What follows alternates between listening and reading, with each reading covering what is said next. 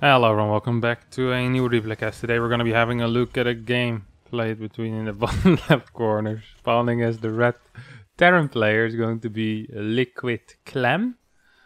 And in the top right, spawning as the blue Zerg player, it's going to be Liquid Clam.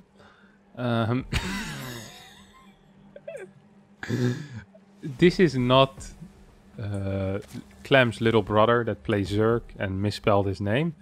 No, this is Reynor, who decided to have a name change into Liquid Clam. So it's going to be Clam versus Clam here. I'm not sure if I want to call him Clam yet or Reynor. I'm not quite sure what's going to be the better thing to do here. But for now, I'm just going to stick with Clam until it starts to annoy me. I'm not sure why this happened. I saw it one day. I'm looking in my friend list. I'm looking for a Terran to play with, and I see Liquid Clam. Like, who the heck is this guy? It's like, this is not the guy I'm looking for. You know, it's the cheap knockoff version of the real Clam. I have to admit, Reynor's Terran is not bad. I think he's like 6k MMR on the ladder, but he's not quite the actual Clam yet. It's so stupid. He's so stupid. Reynor is actually so funny. A ridiculous kid. Ridiculously funny kid. Anyway, we have a Reaper open here coming out of Clam. He's gonna walk across the map, or... Reaper is kind of like a weird unit, isn't it? It has a jetpack, but isn't really flying. You can see... Like, what's the use of a jetpack if you're not really above the floor? Like, he's kind of walking, like his legs are moving, like in a walking motion. Maybe he's just like speed running with it. You know, there's these people nearby who have like, I think it's called Nordic walking. They have these sticks to kind of push themselves forward. I think this jetpack is similar. This is just like Nordic walking extreme. It's like, if you don't know what Nordic walking is, you gotta Google it. Because he's kind of like, the feet are moving even now. He's not really sitting back, you know what I'm saying? It's kind of floating though. I'm not sure. I have a friend actually who worked on like the writing team. I can just send him an email.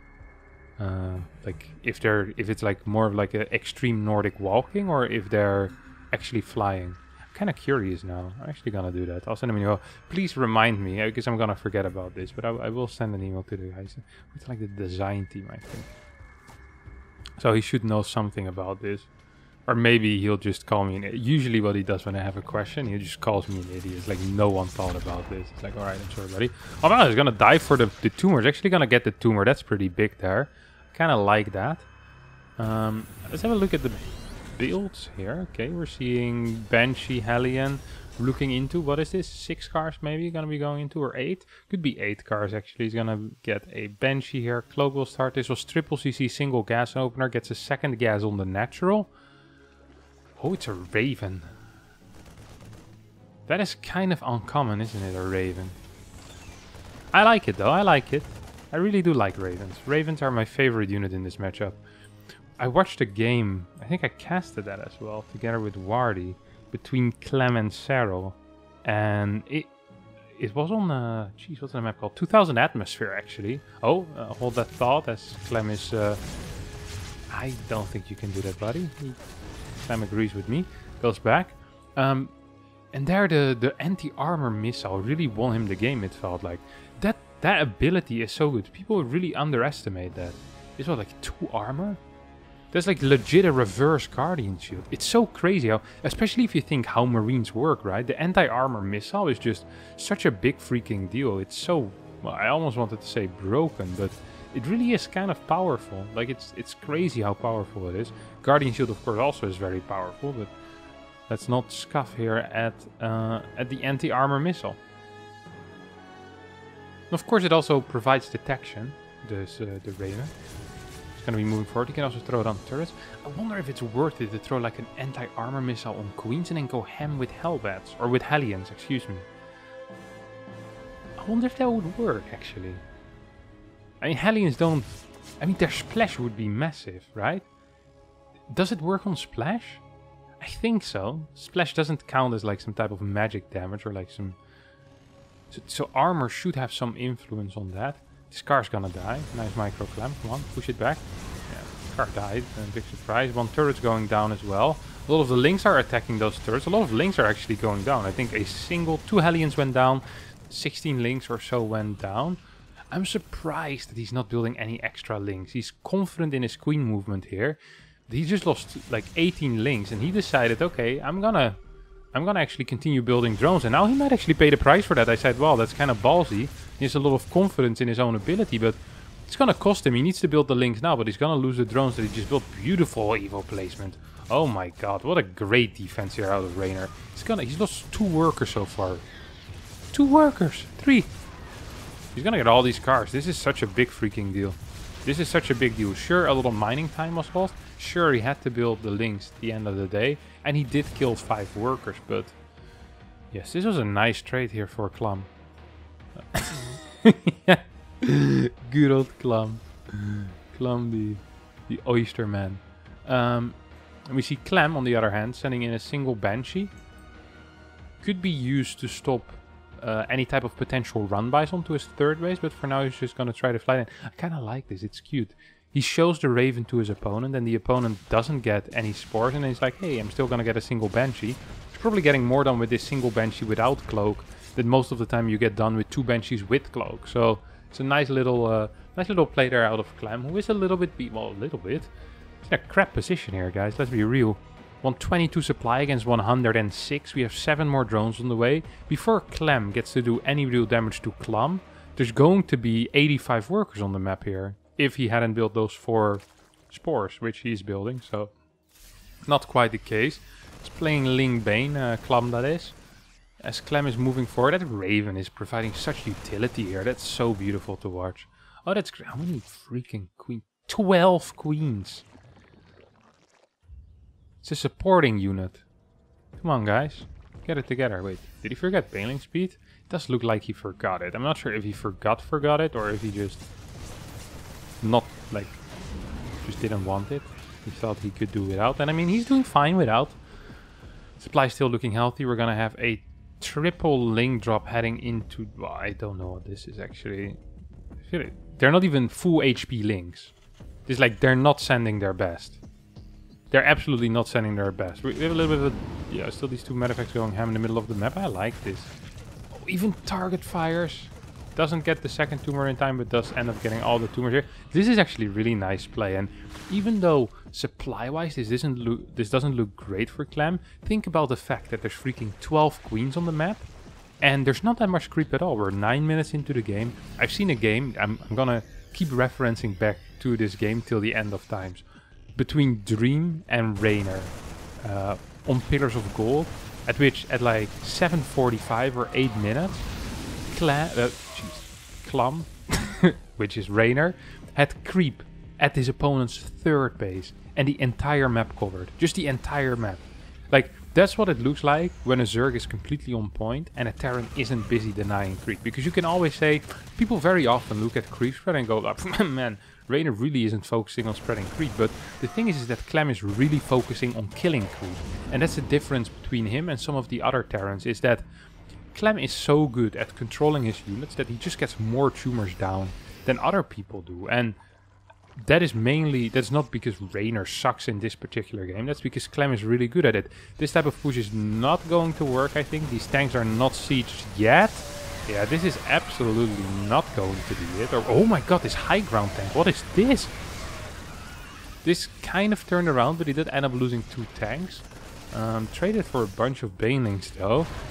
We see work supply is definitely in favor, or work supply units lost is in favor of Clam, excuse me. Good target fire with the tanks. I actually wonder what the process is here.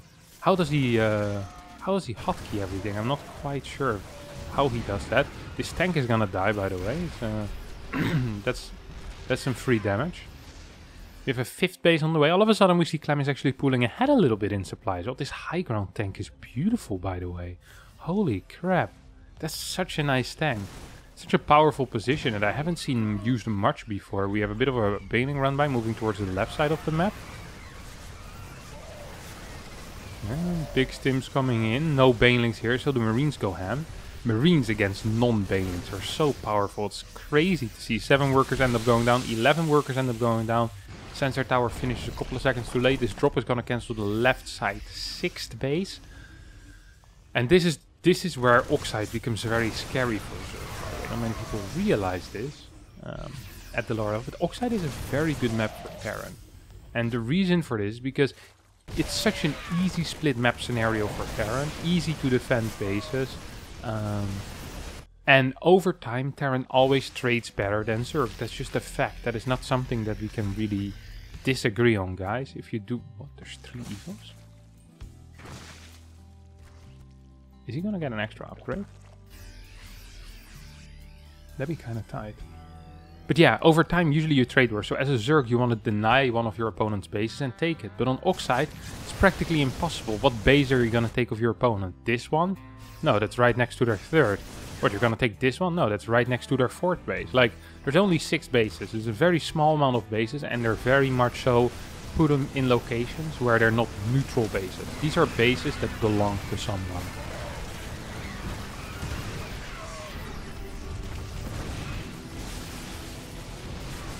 A little bit of a push forward here coming out of Clam. He's doing a good job microing this, but once you start losing tanks, lurkers do become very, very powerful. Once again, we have a run in here. No lurkers are left in this position. It's just Queens. Queens doing absolutely fine, though. At least at not dying. Sure, they're not doing a lot of damage, but with a couple of links, perhaps they're going to be okay. Adrenal Glance is on the way. +3 attack hasn't started yet, but +3 carapace and +1 range have.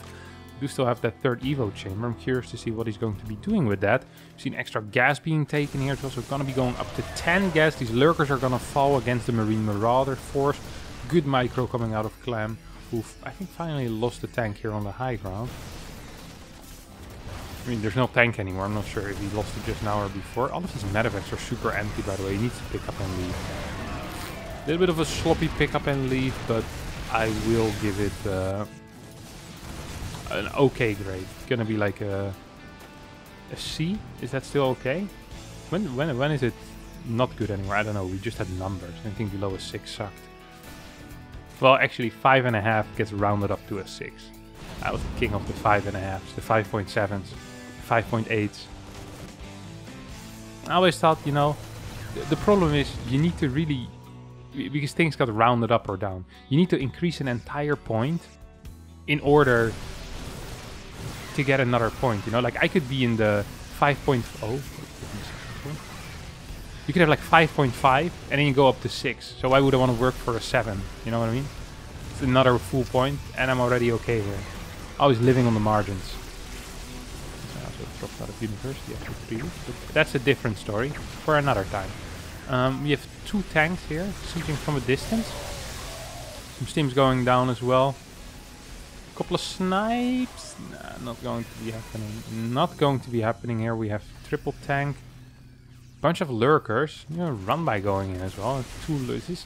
I love the run by compositions that Reynor uses. They tend to be a little bit weird, but that doesn't make them bad. It's like 1 or 2 lurkers, like 12, 13 links, sometimes like 2 hydras with it as well, and then 4 banes.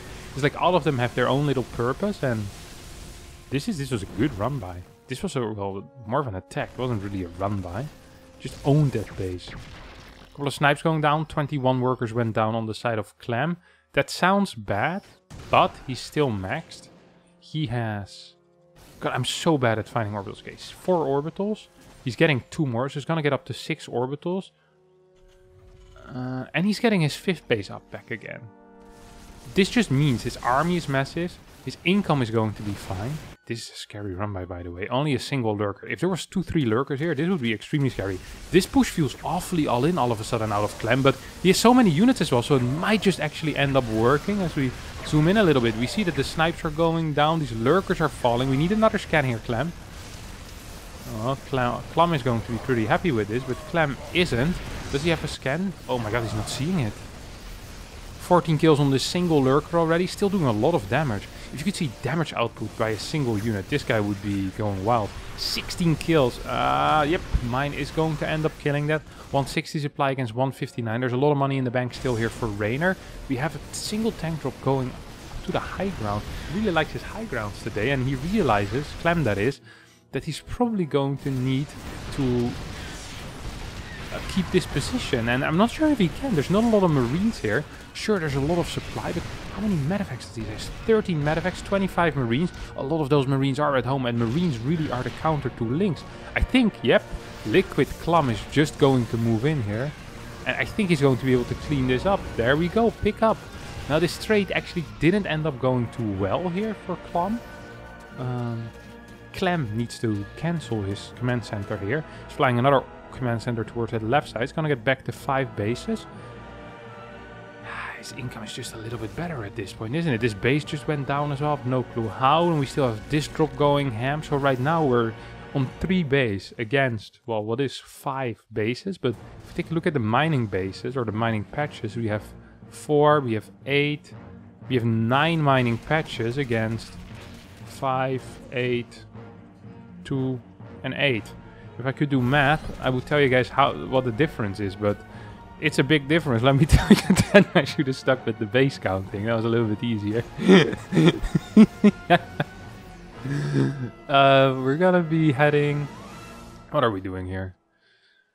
What are we doing here, Liquid Clam? Yeah, he's looking for damage. He needs to do something and he knows it. He has a single Viper, but I don't think that's going to be good enough. We have 2 more lurkers on the way. It's gonna be going up to a lurker count of, well, 3 more lurkers on the way, excuse me, 12 lurkers total. There's only 4 tanks, but there's a crap ton of ghosts here. Yep, that's going to be a snipe on that bad boy. Good micro here on the medevac. And now we're going to be seeing a couple of Marines moving forward. We'll be able to take this out. Meh. Not quite, not quite. Good trades for Clem though, who's sending his ghost back home. Put a cheeky scan out there, and it's gonna once again try to cancel this base. Do we see a scan? We see no scan. We see a move backwards though. Here come the ghosts moving in, scans going down. Couple of snipes will be able to take out 1, 2, 3. 3 of these lurkers. Oh my god, the moment you move back with the lurkers, the snipes are all gonna go off. 3, 4 lurkers did end up going down there. 1 more snipe. Not sure how far that gun reached, but that's some world record material right there. 2 infestors on the way. Odd use of his money. I think Clem is actually just going to straight up take the game here. We see another snipe go down, and another one, and another one, and another one, and he's just queuing up those snipes. It's still crazy to me that you get back the energy when the snipe gets cancelled. So the way that the snipe interacts with the lurker is that the moment a unit attacks a unit, as a ghost that is sniping, it's a channeling ability, so it gets cancelled, and then you see the energy go back. So very often when someone uses snipe, you'll see the energy go back. You saw that? These 2 just got their energy back. I always think it's very odd that you get energy back for that. I mean, you already use the energy to lift the gun, no? In my opinion. GG, by the way. I mean, the game was pretty much over, so I was just talking about the importance of snipe. And if you think about it, what do they pay for? Let me read what it says on Wikipedia. Like, why does it cost energy? Wikipedia Ghost. Kind of interested now. It's a specialized infantry unit. Where are you at, snipe? It doesn't say anything about the snipe. What's it called? Oh, it's called steady targeting. Oh, I didn't know that. Steady targeting one-shot salad, so I don't really care about that. It has no story about it. Isn't there like a StarCraft website with lore or something like that? I know there is. After carefully aiming for 1.43 seconds while not taking damage, the ghost fires a sniper round, dealing 170 damage. Ignores armor, can only target biological units.